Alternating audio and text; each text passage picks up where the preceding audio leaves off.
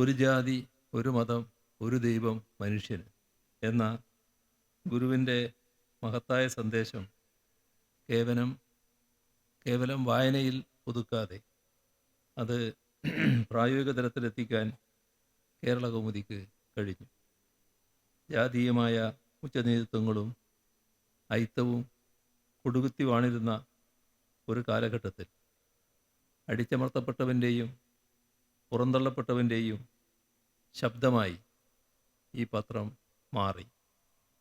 ചരിത്രപരമായി നോക്കിയാൽ കേരളത്തിലെ സാമൂഹ്യ മാറ്റങ്ങളുടെ ചാലകശക്തിയായിരുന്നു കേരള കൗമുദി. സി വി കുഞ്ഞിരാമൻ്റെ പത്രാധിപത്യത്തിൽ തുടങ്ങിയ ഈ പ്രസ്ഥാനം പിൽക്കാലത്ത് പത്രാധിപർ കെ സുകുമാരൻ ഏറ്റെടുത്തു.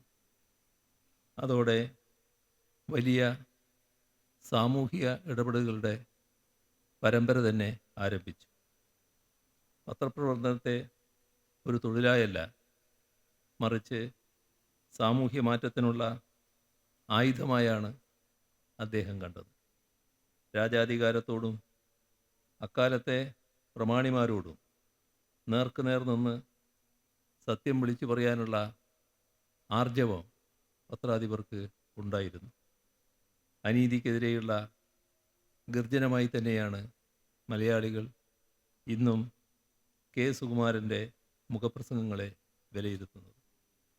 അദ്ദേഹത്തിന് ശേഷം എം.എസ്. മണിയെപ്പോലെയുള്ള പ്രഗത്ഭരായ പത്രാധിപന്മാർ ആ പാരമ്പര്യം ഊട്ടിയുറപ്പിച്ചു. കേരള കൗമുദിയുടെ ചരിത്രത്തിൽ നിയമസഭാ റിപ്പോർട്ടിങ്ങിനും ഇൻവെസ്റ്റിഗേറ്റീവ് ജേർണലിസത്തിനും സവിശേഷമായ സ്ഥാനമുണ്ട്.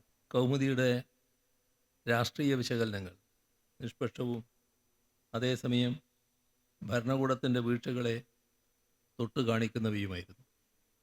നിയമസഭയിലെ പ്രതിപക്ഷ ഭരണപക്ഷ പോരാട്ടങ്ങളെ വെറും വാർത്തയാക്കാതെ അതിനു പിന്നിലെ രാഷ്ട്രീയ തന്ത്രങ്ങളെ വസ്തുതാപരമായി വിശകലനം ചെയ്യുന്ന ഒരു പുതിയ ശൈലി കൗമുദി മലയാളത്തിന് പരിചയപ്പെടുത്തി.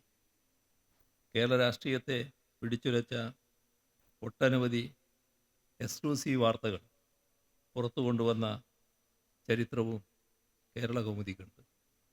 ഭരണസ്ഥിരാ കേന്ദ്രങ്ങളിലെ രഹസ്യ നീക്കങ്ങൾ, അഴിമതികൾ പുറം ലോകം അറിയും മുൻപേ കേരള കൗമുദിയിലൂടെ ജനങ്ങളിലേക്ക് എത്തിക്കാൻ ഇതിൻ്റെ പത്രാധിപന്മാർ കാട്ടിയ ജാഗ്രത പ്രശംസനീയമാണ്.